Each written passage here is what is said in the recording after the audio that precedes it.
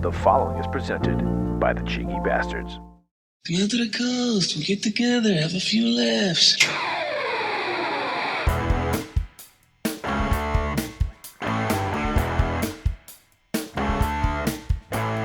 Yippee Ki-Yay Motherfuckers, and welcome to the 15th edition of Dropping A Bruce, the monthly podcast where we watch every single one of Bruce Willis's 40 direct-to-video releases from his acting career to see if he took the role for a paycheck and dropped a deuce, or if in fact he took the role and gave it his all and dropped a Bruce. I am the Notorious Scott K. And from the United Kingdom, my name is Mr. Smith. And together we will be your hapless jackassery stewards on this 40-month journey into hell through the lesser-known movies of Mr. Bruce Willis's filmography. And this month's stop finds us in a fucking nosedive as we review 2019's action crime thriller, 10 Minutes Gone. Woo. I feel like we are falling without a parachute at this point, Mr. Smith. I feel like at this point, season one, as we briefly discussed before hitting record, may have been the halcyon days. It may have been the golden age, the age of kings and queens and all kinds of great things. We are full on in the dark ages. And as I said last episode, this is the tip of the spear. This is the first of 26 in a row releases of straight to video. Yeah, we're in trouble. We're up to our neck in shit right now. Oof. Jesus. You know what? Maybe a shit bath would actually be a little more soothing. I don't know. I mean, look, last month we had an interesting U-turn or an interesting quick turn left, whatever you want to call it. Yeah. We had this weird foreign film he was a part of. He was playing China's version of Saving Private Ryan, Tom Hanks, and that. It was a bizarre film, but there was lots to appreciate and laugh at. It's a foreign film. What are we gonna do? That's fair. There's no excuse. There's no lost in translation for what we're about to talk about. There's no cultural... No. there's no cultural... Well, we don't know what's happening here. Maybe this is a cultural thing. Well, maybe that's how they do things in that country. We just need to accept that. Whereas in this movie... well, I think that's, let's just get in. We need to get into this. All right, so what you're saying is it's time for us to try to pull the ripcord on our parachute and realize... fuck, we did no impact our shoot. So before we rob a bank and kill off all of our suspicious, yet not suspicious crew members, it's time for our... What you talking about, Willis? Just the facts, man. Just the facts. This film was released in 2019, written by Kelvin Mao and Jeff Jingle, and directed by Brian A. Miller, starring Michael Chiklis, Bruce Willis, Meta Williams, Kyle Schmidt, Texas Battle, Lydia Hall, Sven Temmel, and Tyler John Olsen, with a running time of 89 minutes. It was made on a budget of $10 million and grossed $332,000 at the box office. It holds a 3.6 rating on IMDb and a 0 critics and 16 audience score on Rotten Tomatoes. A crime thriller that centers on a man whose memory has been lost due to a bank heist gone wrong. He will need to piece together the 10 minutes of his missing memory in order to determine who set them up. Highland Film Group and EFO Films presents 10 Minutes Gone. As we discussed, $500 for the hardware and the 5-man crew. The other $1 million will be delivered upon receipt of the case. So who are they? Griffin is the best hacker I've ever seen. Marshall and Baxter were the toughest guys on the circuit. Frank's the best lock man outside of New York. He's never taken a pinch like his brother. They'll be hitting the bank right about now. Ladies and gentlemen, on the ground! 30 seconds. We're home free, brother. Go! Did the cops get here so fast? No sense in worrying about that now. Whoever gets the package gets paid.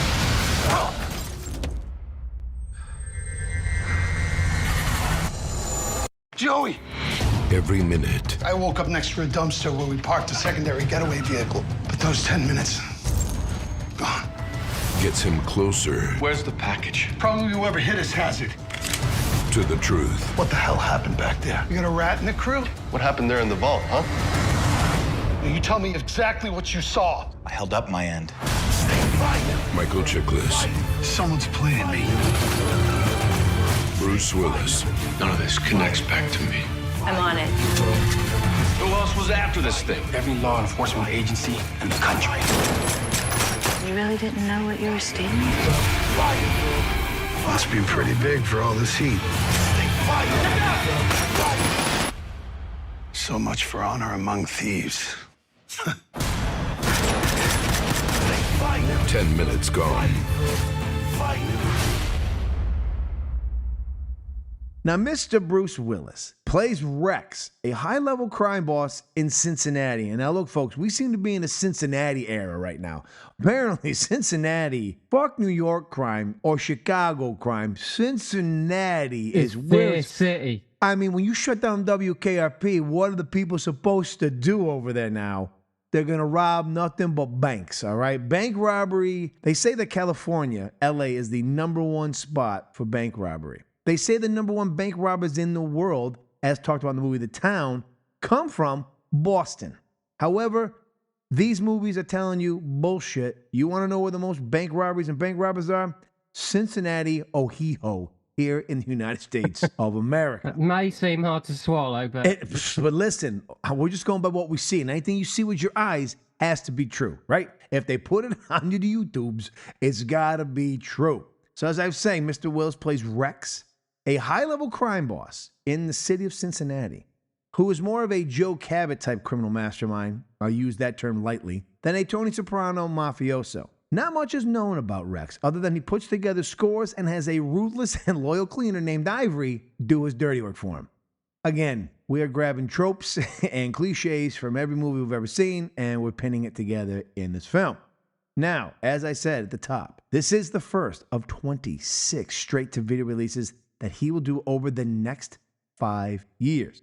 However, he only has 2 straight-to-video releases in 2019, 3 in 2020, and now the numbers I'm about to say post in 21 and 22 probably are heavier weighted because some of these were supposed to come out in 2020 and we had the COVID shutdown. So I feel like he filmed a lot of these during 2019, 2020 or whatever, and the shutdown forced these to get pushed back. But in 2021, he drops 7 films. 2022 said, hold my fucking beer. He drops 12 in 2022. And then at that point in 2022, because this is what we were thinking about starting this journey, he says, we got the aphasia, we're done. But there were still 2 more films that had filmed and not dropped.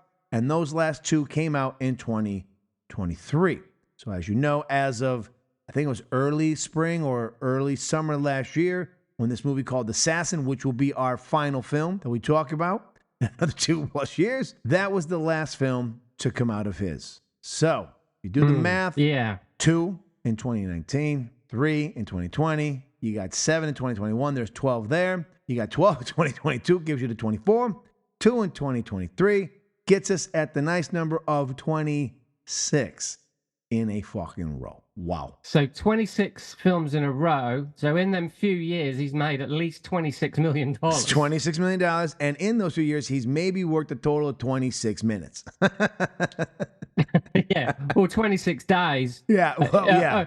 Well, you know, if you think 26 days over 3 years. Spoiler alert, at the end, there's a trilogy coming up that he is the main star of. So he... Oh, he may have done a bit more work. He must have been a star in one of them. At least that trilogy. Unless they were shot in real time. Maybe that's the hook, you know. Maybe he was the test subject for AI acting, and they just said, Bruce, stand there, do a few things, and boom, it went. The AI him into the fucking movies. Yeah. So we made some decent coin. Didn't have to do many days' work. No. So he's still, you know, in top form. Good for him. I mean, hey, if they're gonna pay $1 million for a day, who's saying no, right? Exactly. Hey. Now, before we dive in, and you've already heard my preamble where I tell you the whole yits and bits is here, I'm going to do my own, see if I can figure out from watching this film, and not just from the reading of what people have said this film's about, see if I get this pretty well with this plot. 2 brothers assemble a crew to break into a bank's vault and steal a very valuable bag of board game jewels that are, for unknown reasons, coveted by every single law enforcement agency in America. In the country. In the country. But as with almost every movie in the B-movie high genre, there's a double cross, and we spend the rest of the film trying to figure out who's the double-crossing cocksucker. And that is a little bit of tongue-in-cheek for that one, huh? You know what I'm saying? You'll get it later, folks. I know where you're going. before Steve and I peel back the onions on this very difficult plot to come up with. Folks, the best part of this episode, as I have told Steve before we recorded, is the shit I uncovered on this. And it started, I think, in Reprisal. Reprisal, we started, it's crazy. Season 2, we started to see through the cracks of fucking the EFO cocksuckers over there at Emmett for whatever his fuck is, Fuggleface. They have the train. If you've watched any of these films, they've got the little train logo that Steve loves, all right? It's the best logo out there. My favorite part. This gem was shot in only 12 days on a shoestring budget because the wine scene adjacent cocksuckers from EFO took $1 million salaries for which they were later sued for. In a no-shit Sherlock, you can tell revelation, Bruce filmed all of his scenes in a single afternoon. If he spent 6 hours on set, I'd be surprised. Again, that's basketball player money. Like when you look at like how much some of these basketball players make for the amount of time they're on the court, like the money per day spent on the court is insanity. And I think Bruce Willis got that kind of coin for this. Now, I thought, how the fuck is this bitch in this film? And now I'm going to tell you how.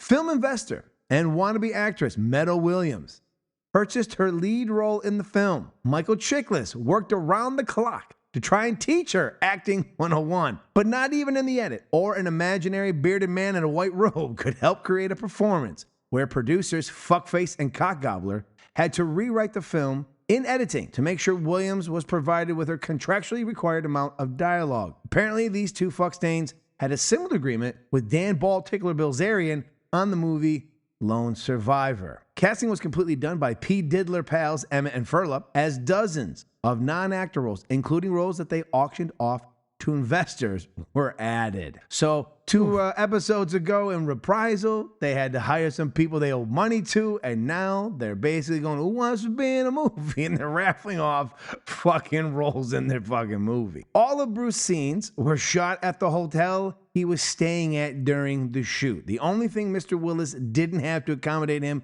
to do literally no work was a fluffer on set. If you know about porn, you'll understand what I mean when I say a fluffer. If not, feel free to do it in the Googles. Give a little Google search. Add that to your search history, you degenerate bastards. Now, the IATSE, or International Alliance of Theatrical Stage Employees and Teamsters, filed claims against EFO after discovering that these fuckasses took their pension and health benefits out of their checks, but embezzled the money and never paid it into their funds. These fucking guys. How are they alive and how are they not in prison? If Jimmy Hoffa was still running the fucking Teamsters, these cocksuckers have got cement shoes and are swimming with the fishes. How are they still fucking alive? I'm blown away by the more I read up on these fuckfaces that they are still breathing above ground on this planet. Well, maybe Mr. Randall Emmett would like to come on the show and give us an explanation. Please do, you fuckface. Yeah, bring George Furla with you. Yeah, you cocksuckers. Well, why don't we just go and say, you know what? How about this? We'll even challenge you to a fucking no-holds bare-knuckle contest too, you fuckwads. Punch your doughy asses into fucking tomorrow. I'll take my chances. You know what?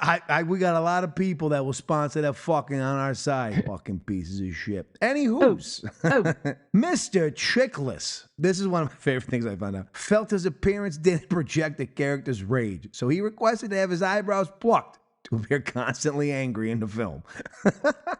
Jesus fucking Christ.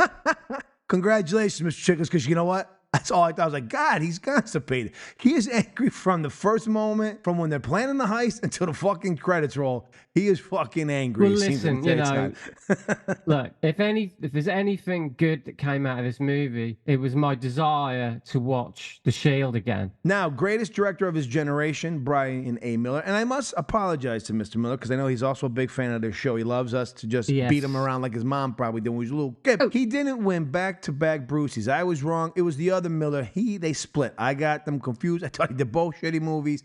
He did a lot of shitty movies, but he only did Your Choice. He did not do Extraction. He did The Prince. So he won for The Prince. And the other, it was a Stephen C. Miller won for Vice, or for Extraction.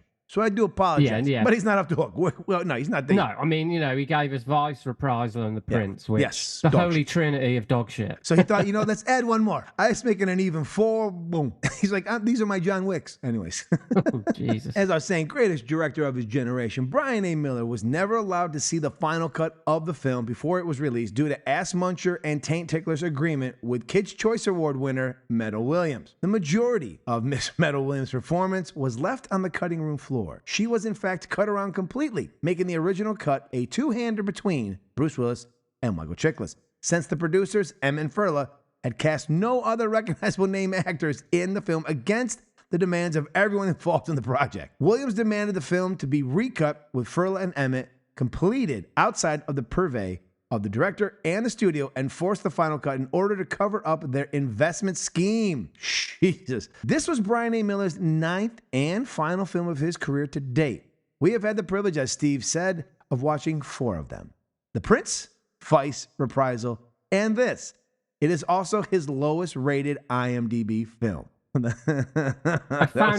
think I found out that on Rotten Tomatoes it's got a 0 rating. We have actually had quite a few zeros. It's crazy how many critic zeros we've actually had in this. Now, one of them being Precious Cargo, which we disagree with completely.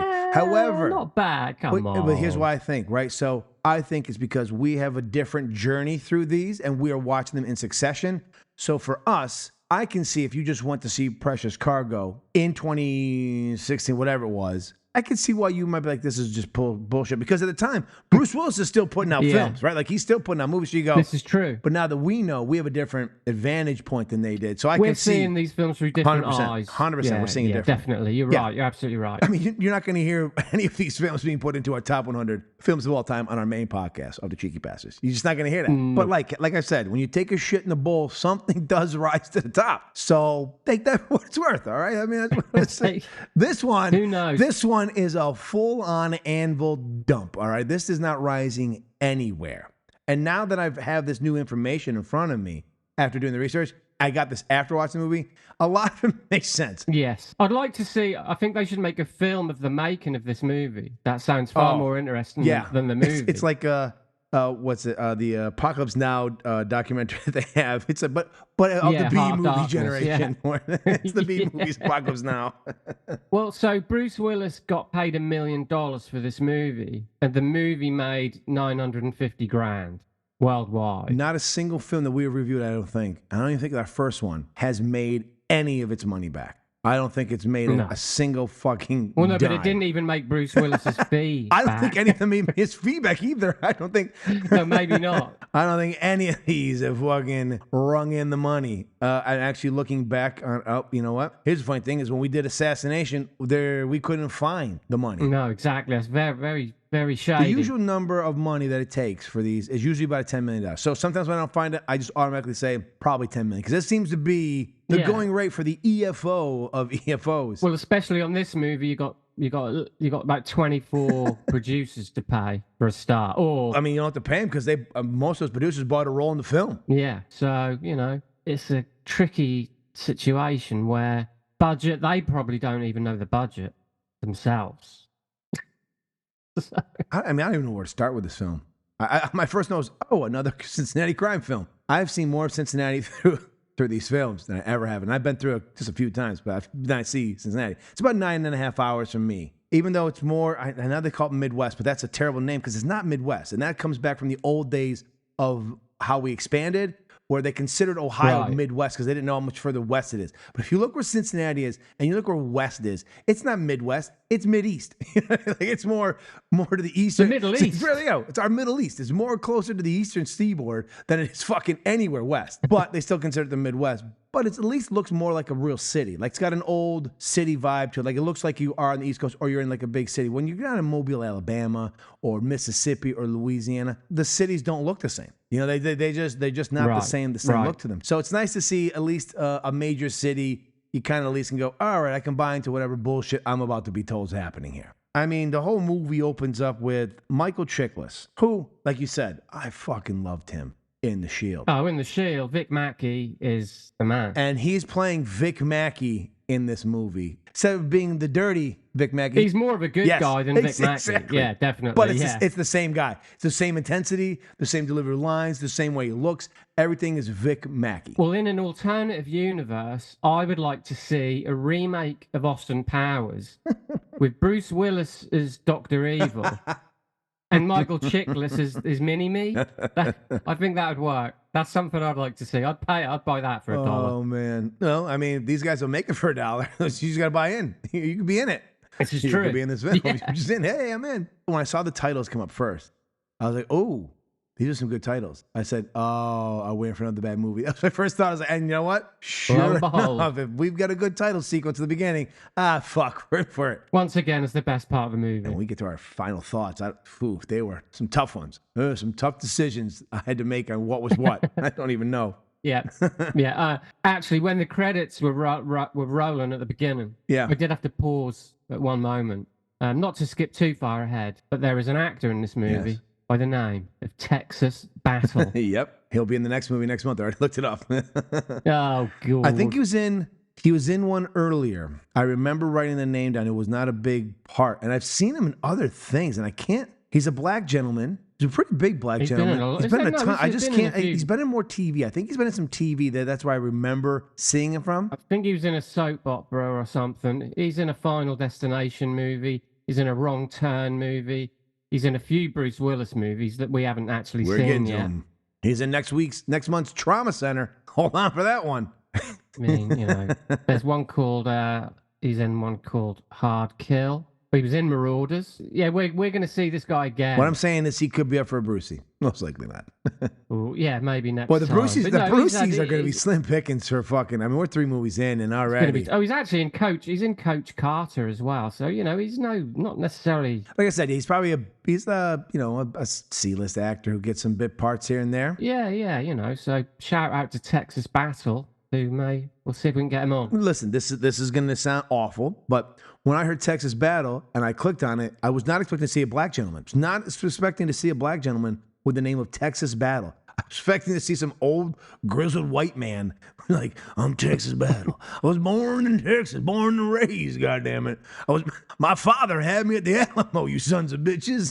And all of a sudden this black gentleman. I was like, wait a minute, that name does not go with who I think that person is. So that was a bit shocking. So I'm sorry I derailed. This movie's derailed. This movie, cocksuckers. Anyways. Some of this is, look, Brian A. Miller didn't get to edit it, so I can't take everything away from him and put it all on his shoulders. And he only had 12 days to film this thing, and Bruce is on set for 2 hours. And so, under those circumstances, I can understand why this movie's a fucking train wreck. But it's a success in many ways. He and himself, true.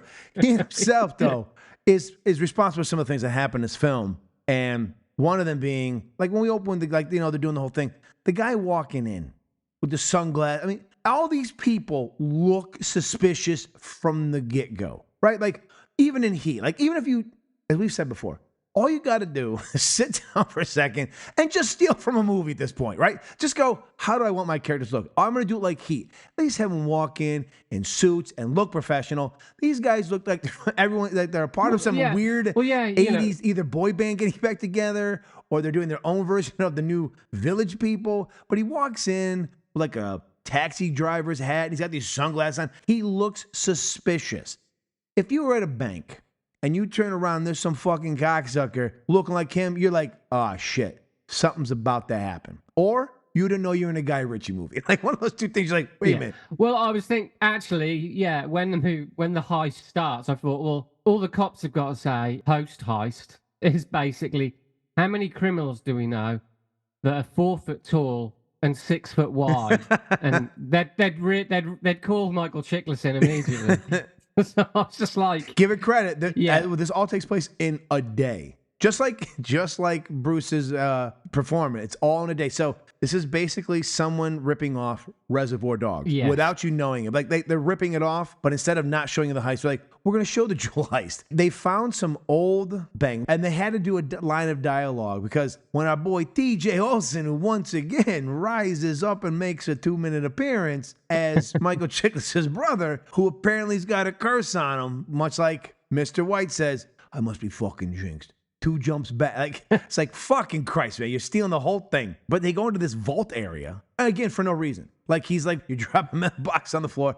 I'm trying to listen to easily unlock this safe, which should be impenetrable. He gets that safe open quicker than anyone I've ever seen break a safe. So he is the world's greatest safe cracker. He's dropping these safety boxes, but it looks like these have not been touched in years. There is like rust and mildew and all kinds of things on these things. And they came up with some line like there was a flood a couple months back or whatever, and everyone had to move all their shit. Like they threw that line together, and Texas Battle's the one who delivers it. And you're just like, they're like, hey, look, we couldn't afford to get into a real bank again. We've robbed too many of these banks. We got to use this what probably was an old mail facility that shut down. They're like, we're going to use this, and we're going to put down as a bank, and no one's going to know the difference. But I just love that little, hey, just add a line of dialogue. It makes everything better. You know, there's things in this movie that need explaining, and that's really not one of them. No, that's not. No, no. That's, you know, the twist. The twist at the end needs to be explained. That's why the boxes are rusty.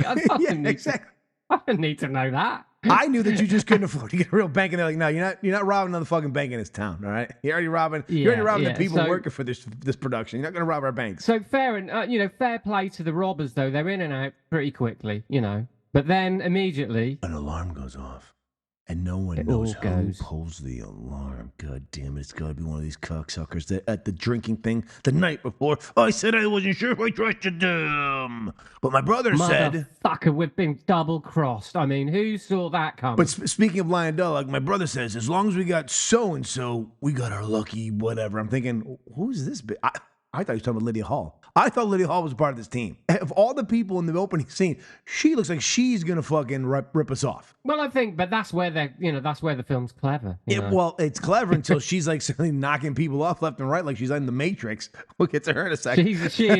She thinks she's in the Matrix. Well, they think they're like, hey, Lydia, you're in the Matrix. Just pretend you're the girl in the Matrix. Yeah, she's like this invincible, like immortal being who, you know, she gets her walking away from an explosion moment. Yes. She gets it all. In fact, she does a couple of times. And she just walks towards people, and just her mere presence is enough for them to... Like, she doesn't walk in with a gun sometimes. She walks just wide open, easy to shoot and kill. But apparently, we'll get to it at the end, though. She may not be a human. She may be a robot. This is true. Yeah, we'll get to that. We had another Vice moment. By then, everyone's going to be on the edge of their seat. So we'll save that for the... I think this is a prequel to Vice. We'll talk about it when we get to the end. We'll talk about it because it's from the same guy. We'll talk about it. We're going to talk about it. I'll tell you why. I see where I know. I already know where you're going. Ladies and gentlemen, the heist goes wrong, okay? Now, they're stealing gems. Yes. Many years ago, someone stole gems. The fence they were trying to give them to was going to double cross them or something, so they killed the fence, and they couldn't find anyone else to move them, so they decided to put them in a vault. In a bank. That's not how that works, but okay, we'll walk with this. Yeah, that's now the reason every law enforcement agency in the country wants these jewels. No fucking idea. Makes no sense. I don't know how things are in England. I don't know how things go there. But if I could just point out, I watched this film twice. Okay, because you were so intrigued. Like, I'm finding out these clues. This is second. This is another level. This is going to be a twist that I'm going to realize. And what'd you come up with? If only the filmmakers had shown as much attention to the goings-on as me, okay? So anything you've got a problem with that you can't figure out, I've watched it twice, and I'm not sure I'm going to be able to figure it out either, because I just don't think it's there. But these jewels, they're not like kryptonite. These are just jewels. I found these at a gaming store where they're part of some board game, and I said, we're going to get all of these and put them in this fucking bag, the satchel. Like in Precious Cargo, when those little red diamonds. Kind of like them lovely little old ladies that make their own jewelry. Yes, costume jewelry is what this was. This is what they look cheap as shit, these things. But I'd just like to get to the shootout when they leave, when they get out of the bank. And I'm not sure who was shooting at who, because you just get these POV shots, the cops shooting, the criminals shooting, no one's getting hit. And not even vehicles are getting hit. No bullets are hitting cars because, again, we have a shoestring budget that we're basically taking all the money from and laundering into our own bank accounts so that we can continue our sex trade. So we don't have enough money for, even in post, where most of these B movies... No squib shots. Well, they don't have money for that. They only have money for blanks. Squibs. There's no CGI. That's what I'm saying. They don't have the money. They don't even put in the CGI stuff, which is cheap effects. You can really. It's and easy. Do you know what? I was actually thinking. I was extending the film an olive branch here. But I was thinking, is this like Die Hard 2, where they all know they're shooting blanks at each other? I mean, they're ripping off Reservoir Dogs. They could at least hit somebody. Even Reservoir Dogs hit some people. Exactly. No, like I say, I was gonna give them the benefit of the doubt and say, well, maybe they're all meant to be shooting blanks at each other, like Die Hard 2. Then no, that's not true either. Well, my note is another movie where bullets don't matter until they have to. they don't matter until we do have to kill somebody. People do die in this movie. But they shouldn't have. I mean, all honesty, that person somehow fucked up. I mean, there's always the guy who goes, oh, I'm going to go over to this place, get out from behind cover for no reason, and then turn around and go, oopsie dudes, I'm dead. Oh, no. Like when the guys are finally breaking free, those two guys who are wearing, one guy's got a semi-automatic, the other guy's got a shotgun, and they're running down the hill, and there's a guy, for some, conveniently, one police officer has found his way behind them, leaves the keys in the car running, and gets out and goes, anybody order donuts? I don't know what he's doing, because he's not shooting up at these guys. He sees them before they see him. He gets blown away, and then they take the car, and then they're fucking gone. And then I would like to think that if you and I decide to pull off a daring, broad daylight fucking heist, if it goes bad, I would like to think that what we would do next is just get the fuck out of there immediately. But it seems like all criminals own these warehouses. Maybe we should check into that as a law enforcement community. Maybe we should start saying who owns all these warehouses and just maybe do a drive-by every now and again to see if anybody's lurking around, because they always go back to some fallback plan where they all own a fucking warehouse, and then the one guy goes and plays fucking cards or something. The things that these cocksuckers do, and then the one guy's at the train station, just all in a day's work for the, and he decides to dress up as an MTA. Like, none of the things he's doing, he needs to. Like, none of the things that are happening need to happen. It's all in a day's work for these guys. It's fucking ridiculous. Do these heists and then they go back to their normal lives. He's not even worried about it. He goes, this thing went terribly wrong. I don't even know if we got any diamonds. I don't know if I'm getting paid for it. Let's play some fucking cards. All right? Stop being a bunch of pussies. Yeah. Let's play some cards. Yeah. But we've already made this film sound far more interesting than it actually is. So what follows? So basically, Michael Chiklis and his brother escape out the back alley. Someone basically smacks Chiklis's big fat fucking head with... Again, a plot hole, because you don't need to knock him out and kill the brother. You kill them both and you take the fucking diamonds. We don't need anybody. Oh, you knock them both out. You don't need to kill anyone. You could have just knocked them both out and took the diamonds. But after you killed the brother, why are you leaving him alive? Yeah. There's nothing that happens in this film that makes any sense and should happen. It's just like, and look, Fabrizio was a piece of shit in season 1, but this cocksucker, I hope he never writes again, but Kelvin Mao and Jeff Jingle, your balls all the way, should never fucking ever. If they ever allowed to write again, I'm going to find them and punch them in the face because they fucking suck. All right? Jeff Jingle over here. And all it tells you out there, listeners, is it's not hard. You can get your script made if it's a B movie. Honestly, you don't really have to do a whole lot of anything. You can steal. Remember, it's easy. It's easy to do. Oh, just like last month when these fucking Chinese sons of bitches had the balls, the gall to steal the gold watch scene because Bruce Willis is in the movie from Pulp Fiction.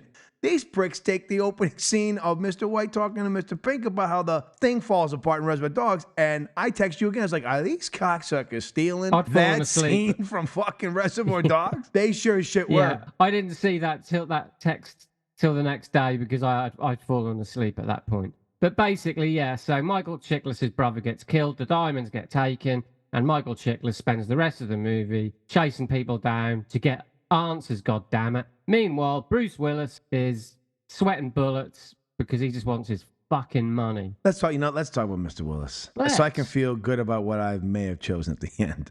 Now, I have new information that I didn't have when I watched the film, but I don't know that it changes how I feel about it. Mr. Willis feels like he's in a different movie. It feels like Mr. Willis is just been told, hey, when you do your lines, just seem to be angry or yell at inappropriate moments. And then at other times, be really confused and not know what's going on, even though you're the mastermind in this plot.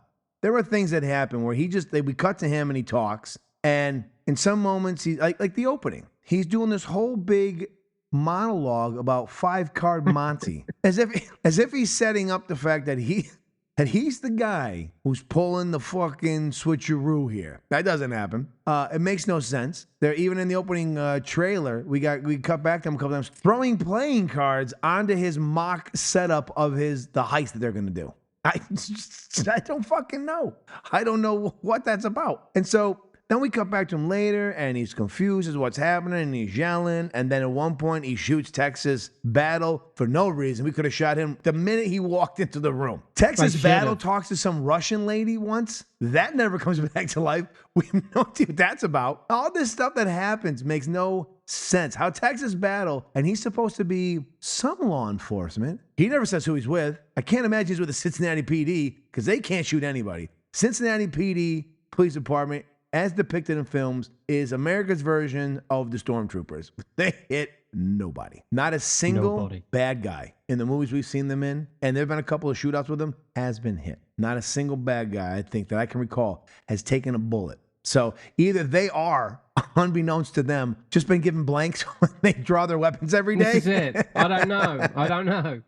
Like I say, I'm giving them the benefit of the doubt here. But... Or maybe many years ago, their first thing was like, we shoot everybody. It doesn't matter who they are. Hey, you shoplifting, bang. And like, look, everyone's getting fake bullets. So we don't have these incidents anymore. But Mr. Willis, I don't know what's going on in this film. There were moments I'm like, he's phoning it in. Then I'm like, oh, look, he's acting. And then I'm like, oh, he's phoning it in again. Like, I don't know what happened in this performance. Now, reading the stuff where they had to re-edit and a bunch of stuff, maybe we're missing some chunks. Some things that happened that could have changed, explained, something, but it's all over the place. But there's something we need to talk Please do, about. fire away. The plastic surgery disaster that is Meadow Williams is fucking atrocious. Oh, she is awful. Botox better.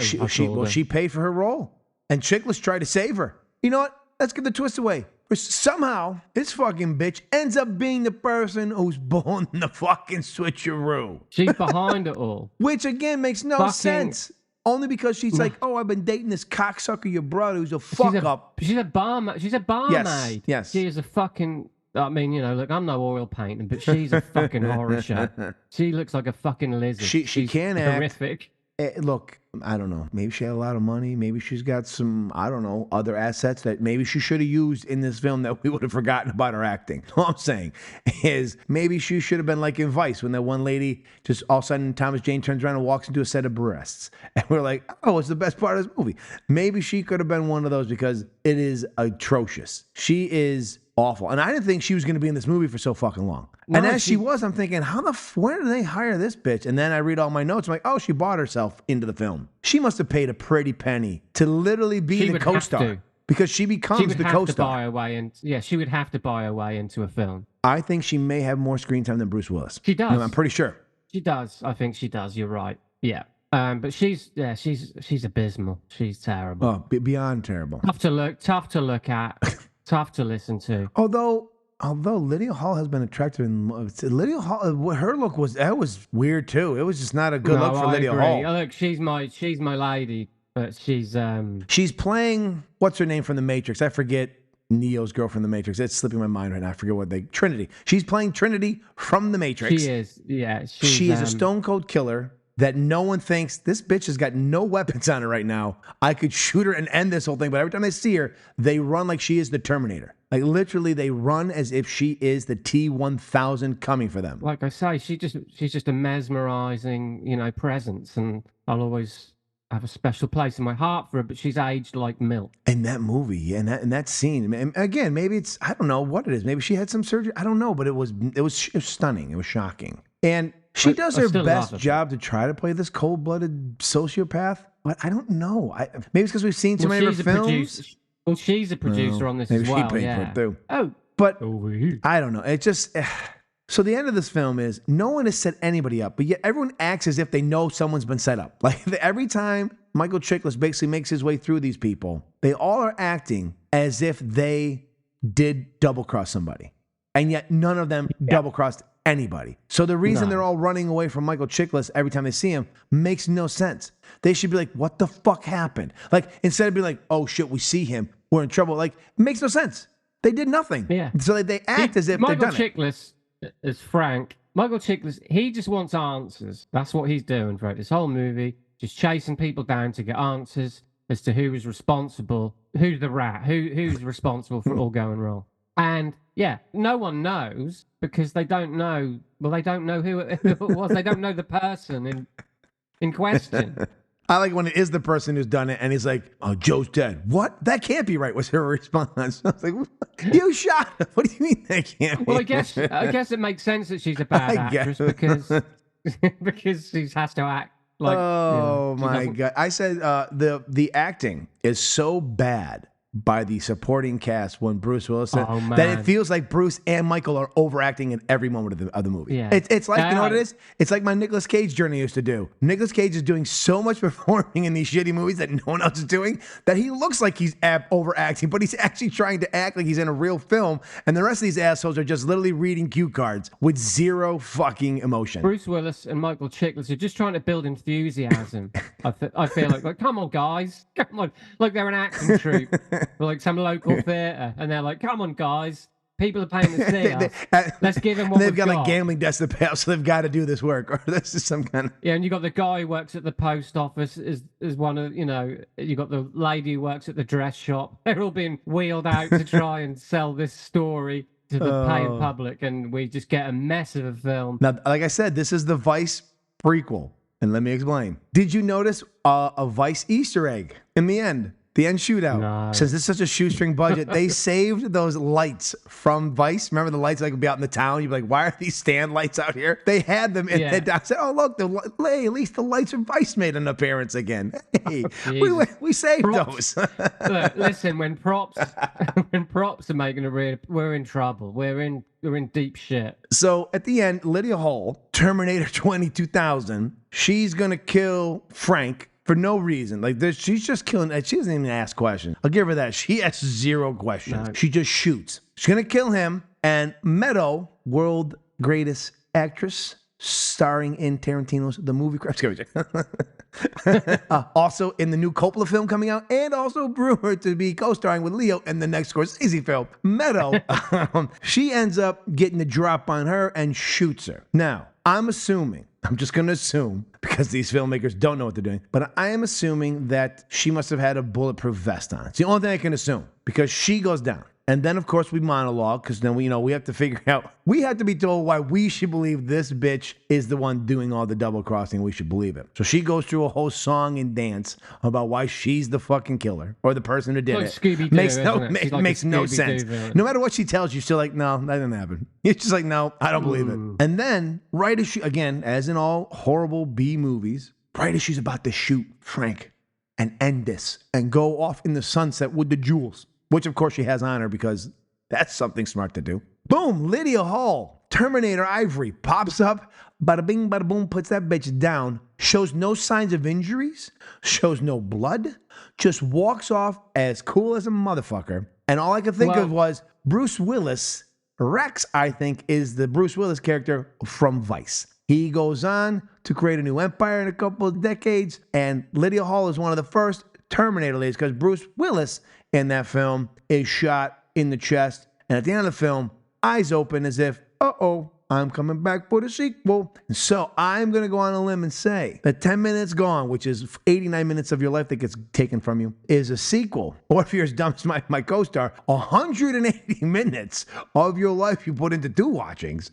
This is 180 Minutes Gone for Steve is the prequel to our Mr. Miller's earlier gem, Vice, starring Brucey Award winner Thomas Jane, who will be coming up later in the season. Hopefully he can save us, because nothing can be as bad as the previous. But yeah, so Lydia Hull gets. Yeah, I mean, you've got to assume she had a bulletproof vest. I'm assuming. On, and she's such a professional hit woman. She would have. I'm going to assume that's what it had to be. Yeah, of course. I didn't doubt that. Normally in a movie, when someone gets shot and they come back up, the next shot you're going to see is the person opens up their shirt, and it's either, there's always like a metal flask or a Bible their grandmother gave her, and it's always got the bullet in it, and they're like, oh. This film, knows how smart we all are. Yeah. It doesn't need to explain these things. It's like Christopher Nolan. Do you know what I mean? Yeah, no, I get it. The audience are intelligent. Yeah. I mean, it's like, hey, there's only $30 million worth of jewels, which doesn't seem like a lot of people will be going after this, but that's their number. And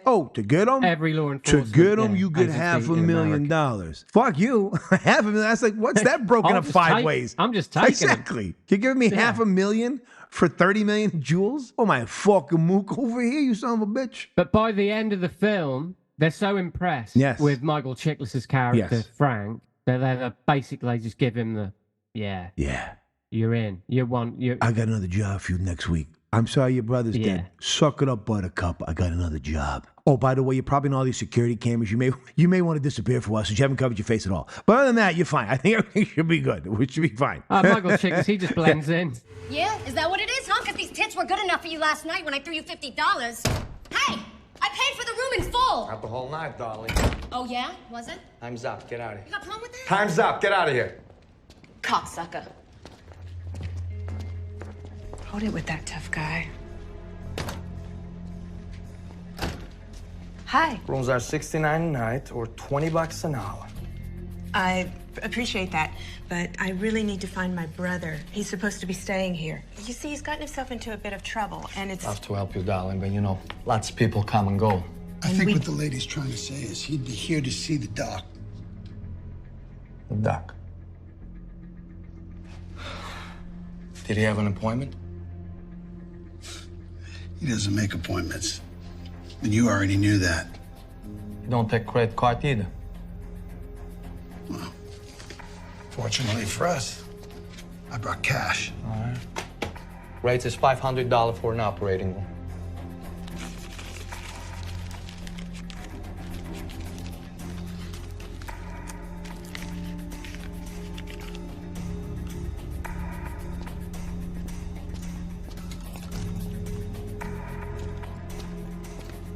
Doc has been a bit busy today. I need you to stay in room 307 till his assistant comes and gets you.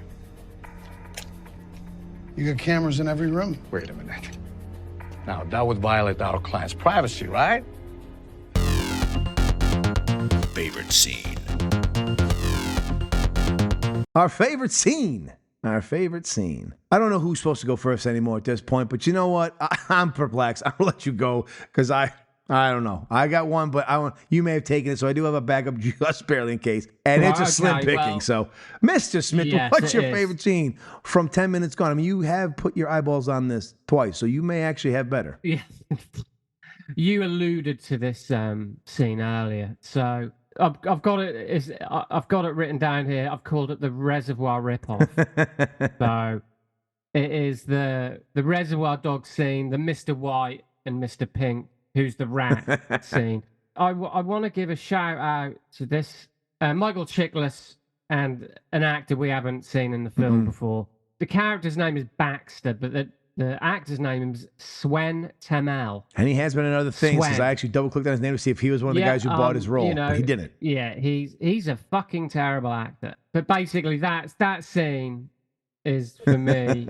It kind of evolves into a massive shootout between the two, as that. So I mean, it is literally the same scene as in Reservoir Dogs, except it flashes back to the heist once again, and it does bring into question, really, not to go off on too much of a tangent, but it did make me think, like, I wonder.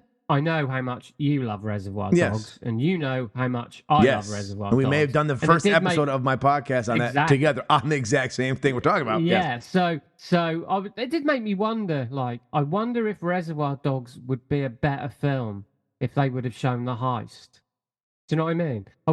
It just made me wonder what our feelings. Well, in Reservoir Dogs, they do a better job of not showing the heist because now the key for the Reservoir Dogs is who's the rat. Not so much what happened in the heist. Us knowing less about the heist. Yeah. But see, my point is, in this you get who is the rat, and you get the heist. So it's like, well, you're giving us more, yet you give us absolutely nothing at the same time. So it's like this crazy thing where you're like, this should be, you're getting it all in this, and they give you so little. So Swen or Baxter and Frank's, who is this rat guy? That's my favorite scene, and that's going to come up again in a minute. Okay. In a minute. After you've said what you've said, we get to another segment that's going to come up again. My favorite scene actually stars Miss Lydia Hall. Ivory. They've shown up at a I don't know, some weird fucking tenement building where you can come in and either have sex or go upstairs and see a doctor to perform illegal surgeries on you. Well, she shows up and the guy behind the glass won't let her in. And she shoots at the glass and realizes it's bulletproof. And he even goes, 2 inches, whatever he taunts her, bulletproof. So she grabs some poor old man who's just sitting there in the lobby. I don't know if he's supposed to be security guard, but he does a shit job. She beats the fuck out of him and uses him as a battering ram, just repeatedly slamming him into this glass until he finally goes through. And I was like, you know what? I appreciate them allowing the female character who's supposed to be badass to actually be a badass for a second. And I was like, you know what? I was able to believe at least Lydia Hall was supposed to be this badass as Ivory. So I just love watching him just repeatedly going into the glass. Just kept thinking about, there's no way they paid this stunt guy. This guy bought this role and is like, what did I get myself into? He's repeatedly thrown in this blaze of glass until he finally goes through it. I was wondering if it was like they live. Just found this guy. I just imagine him find this guy and say, would you like to be in a movie? The homeless man, like, hey, he says, yeah. You want some food in a movie? This kind of hot woman with some big breasts is going to throw you into glass.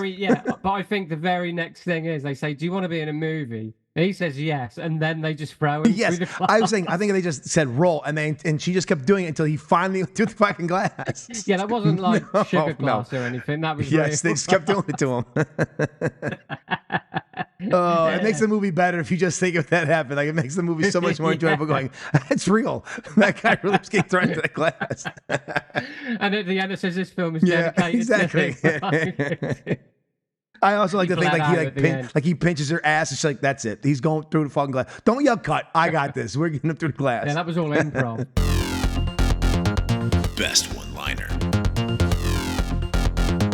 Oh, our best one-liner. Go for it. What do you got? What is the line of gems that you pulled out? Well, from the same scene, everything Sven or Baxter says is such a fucking cliche, and he can't even say it with any authenticity. But Michael Chiklis yells at him, "What happened?" And he goes, "Wild West fucking foobar. I got the fuck out of Dodge when the alarms chimed, man." He just says it so badly. Because they're stealing everything from Pulp Fiction. Like, we can't write it exactly like that. So we'll do a little twist to see if it's cool. Because it's the only dialogue in the film where they try that and they're kind of like, well, we really suck at this. Well, in that exact set, they give it the Charles Bronson. He went all Charles Bronson, man. And yeah, he just says, "Wild West fucking foobar, dude." He's like, "Dude, man," and "ass," and all this shit. And he's just such a bad actor. So yeah, the foobar line, man, is just. I did actually lol at that moment. Well, I lolled from the same scene, same actor. Once they've decided they're gonna shoot at each other and they've cornered each other, he yells, "Hey, Frank, do you like to dance?" And they start shooting at each other. I just laughed. I was like, what the fuck is happening? I was like, are you serious? "Hey, Frank, do you like to dance?" And then he got shot in the leg. I know. It was like, hey, remember that scene from Good Will Hunting? Hey, you like apples? I like these apples. Like apples. You like to dance? Bada bing, get a steppin'. Do. Best performance. All right, now we're getting serious. These are possible nominees in another 9 months. We don't know. Best performance. I gotta feel like the next two, we might be lockstep, but I could be wrong. But best performance from 10 minutes gone. Mr. Smith. Well, I've got to go with Michael Chiklis. Ding, ding, ding. Really. I mean, he's the only guy acting. He's the only guy acting. Yes, he's the only guy acting. I got no choice. Got a choice of one. What do you want? And folks, if you decide to give up 89 minutes of your life to watch this, you will be like, is he overacting? No, he's not overacting. There's just no one else who's acting with him. So he is on the Shield. He is like, all right, I'm going back to my halcyon days. This is the Shield. I'm Vic Mackey. I'm a fucking jewel thief. I got this. And action. Merely by showing up, he overacts. Yes, right. By talking, he's already overacting. Did you just say a word? Look at the way Look at the fucking way he opened that door. He's overacting. It's like, no, he just showed up. I mean, he decided to block his eyebrows to look angrier. That's an actor. He's like doing like some Nicolas Cage choices here. He's like, oh, I'm going to do this. I'm going to do a funny accent. He's going full method. Yeah, we're both logs up there. Michael Chiklis. And he's not bad. Like, I enjoy him, but it's so farcical. It's such a awful movie. I can't tell if like he's not having enough fun like Thomas Jane did, right? Like Thomas Jane's in a different movie when he's in Vice. He's just not having that fun. And he's not as commanding as my man Christopher. Don't do these kind of baloney movies, Maloney, where he's like mesmerizing on the screen. You're just kind of like, oh, hey, it's Vic Mackey. And like you said, I was like, I should rewatch The Shield again. That's not what these people wanted from this movie. It's for me to go, you know what? Let's check out Michael Chiklis on The Shield again. Yeah, let's watch something else. You know, the Fantastic Four might not be so bad with him in it. Let's see him as the Thing again. Favorite character. All right, favorite character from this rogues gallery of who's of characters. You go first. Well, I'm going with Michael Chiklis as Frank Sullivan. I almost picked Ivory, but she's just too much like trying to be Trinity. And while she throws the guy through the thing, she doesn't have any cool one-liners. You know, she's almost like too tough. They don't even give her any cool things to say, which would have been a nice change of pace. And I'd be like, it's awesome. So it was nice to not see her be the dainty femme who needs help. It's cool to see her be that, but it's Frank Sullivan. He's acting. He's acting his ass off as best he can. So I give it to Frank. No, Frank. Me too. Me too. Best character, Frank Sullivan. That's what I've got written down. The moment of truth. All right, now it's the moment of truth. And this one, you know, I'll go first if you don't want to, but did Mr. Willis drop a deuce or a Bruce? Now, I've been thinking on this, and I've been thinking, have we been too kind sometimes? I do feel like sometimes you do have to give passes based on certain things happening in a film. Sometimes it's the material, but I feel that Mr. Willis drops a deuce in this one. It is all over the place. It's not a congruent acting at anything. I don't know why. Half the things are going on. I don't know why. He just seems to be kind of going through the motions. He doesn't do a reprisal thing where he like starts off slow and then builds back up. There's no grand master scene he gets to do anything cool in. He just kind of just says words. He shoots a guy for no fucking reason. Everything is all over the place with Bruce in this. I'm not saying he took it just to get paid. Probably did. But at the same time, he's only on set for 6 hours. I'm sorry. You can tell. And unlike Reprisal, where we saw the aphasia peek in, and it was really tough in the beginning of that movie, but they filmed his scenes throughout the day in chronological order for him. And as we get to the end of that day, Bruce gets better. He really, like whatever's going on, the fog in his mind, it seems to clear up, or he gets better and fantastic. And this one, it's just all over the place. I would be disingenuous in my response saying that he dropped to Bruce, trying to give him some benefits of the doubt. At certain points, you know what? You got to call a deuce, and this, I believe, was a deuce. He most definitely dropped a deuce. Mr. Smith, how say you? Well, I too had to think about this one. I'm going to give him a Bruce. Oof. All right. You're nice. You're a nicer guy. It's fine. You're a nicer guy. Yeah, it's fine. You got a soft spot. I'm an asshole. It's fine. No. I mean, you're not wrong. Well, I know I'm not wrong. I mean, everyone knows. No. You're not. No, but I felt like, I mean, this may not, this is a real backhanded compliment, I suppose. I'm sort of saying, like, whenever Bruce Willis was on the screen, I was more invested. I see. Yeah, I get it. Which in any other film would probably be a compliment. So it's a very, he only just gets in there with a Bruce. Maybe I'm being kind, and at least he's not phoning it in. No, he's not phoning it in. I mean, he does emote. He does. But it's left, right, center. I know. It's 6 of one, half a dozen of the other, pretty much. I'm inclined to agree. I know where you're coming from, but I think there's just enough. He's given just enough to perk things up a little bit when he's on screen. You ordered a chocolate chip cookie and they gave you 3 chips, and you're like, you know what? All right, I got chips.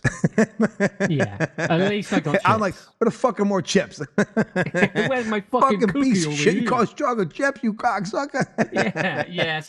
Yeah. So I maybe I am being a bit kind, but I did feel like whenever he showed up, he delivered, and it's just such a bad fucking movie. It's hard to sort of see that, but I'm gonna give him a Bruce on this.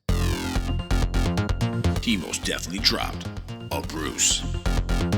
Well, I think everyone knows what we're going for. Is this movie a Bruce or Deuce? I don't think we were very kind from the moment this podcast came on. I don't think the first words we recorded we were leaning into a sudden M. Night Shyamalan twist. Oh, by the way, folks, he dropped a Bruce in this film. This is a film. What an amazing movie. What a fucking movie. This movie will be up for worst film of the year, as I have this just barely in our rankings on my side, just barely above Extraction. Extraction to me is still worse than this, but only by a hair, because I think Chiklis is a better actor than what we got from our lead in that film. And that's the only reason I have this a bit above Reprisal as the worst film I've seen so far. And so this is a fucking straight up, just grabbing your ankles, fiery shit Deuce. I'm sure you have Taco Bell over there, but anyone in America knows if you got constipation, you have a little Taco Bell, a couple hours later, you're firing fucking rockets into the bowl. This is what this was. This was like Taco Bell on constipation. It's a fucking shit. It is dog shit from the moment it starts. It doesn't ever pick up and get better. And by the time you're over with, you actually hope that the bullets that they shot that metal broad with were real, so she never acts again. But I got bad news for you. She does, but I don't think she's in another Bruce movie. Because if she is, we're in for a treat.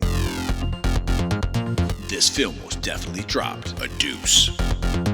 Mr. Smith, please explain why you have a soft spot for this film and you now own the 4K version of it. No, listen, right. So first things first. This is the deuce. This is a juicy deuce. It's a juice deuce. It'll be a new category. It's not just a deuce. This is it's like a juice deuce.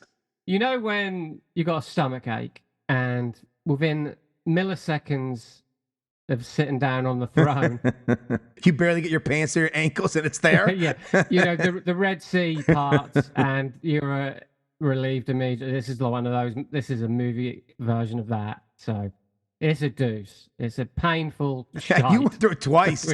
So you're like, you know what? I don't think this Chinese food's going to hit me the same way the next time. And you went back to the restaurant, got it again. I will say this, right? I will say this. You know, I said I was being kind to Bruce. On Letterboxd, I don't even catalogue these films because I don't want them to taint. I do, though. Just I know you know that. But I don't want them to taint my viewing list, my diary. I don't want them in my diary. Yeah. I don't want them in there. I just do so I can remember. All right, I watched that. All right, we'll have to do that again. No, I know. I understand why anyone else would, because they're sane, rational human beings. I, on the other hand, am a fucking traumatized, anxiety-ridden alcoholic. So I constantly worry about things that no one else is going to care about. So I don't even log these films on Letterboxd because I don't want their work. Cheeky Bastards, yes. Yeah, is the films I've enjoyed and films that haven't quite delivered. Dropping the Bruce is a job, all right? One that we decided to start for our own. Like we started this company. This is like this is a non-profit. This is a charity organization I'm working for. We thought, hey, this will be fun. What could go wrong? Man, you're on my fucking 25 more months of this shit. You're on my Kill Bill fucking list. You are. You and your fucking bright ideas. Oh my god! So yeah, this is one of the deuciest of deuces. This film was definitely dropped a deuce. This is a front runner for Critics' Choice Award of the Bruceys of 2024 for worst film of the year. For no doubt in my mind, it's already in its front slot. But I worry because we got 9 more to go. Because we're already a quarter of the way in. Though. Of season 2.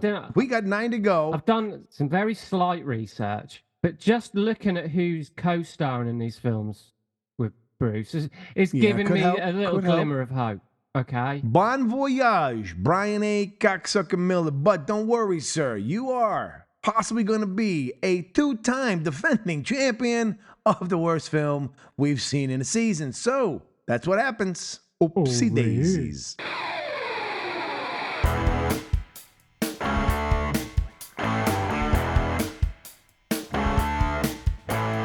And that will do it for our 15th episode. Please feel free to reach out to us on the show's socials, which can be found in the show notes, and tell us what you thought about this film, how you feel about Bruce as an actor, or even to let us know what you think about our podcast. You can also check us out on the May 15th episode of the Retro May Podcast as Steve and I discussed the 1983 film Uncommon Valor with show host Katie Gillenkirchen. We'd also greatly appreciate it if you'd give the show a like, leave us a review, and follow the show on the last of the Action Heroes Podcast Network. We can find other amazing podcasts dedicated to such iconic stars as Stallone, Lundgren, Van Damme, Schwarzenegger, and Seagal. The link to the network can also be found in our show's notes. So will you please join us again next month as Steve and I pull our Willis Winnebago over to review Bruce's role in 2019's action thriller Trauma Center to see if he dropped a deuce or if he dropped a Bruce. Until then. Yippee Ki-Yay Motherfucker. This has been a Man with an Exceptional Beard production.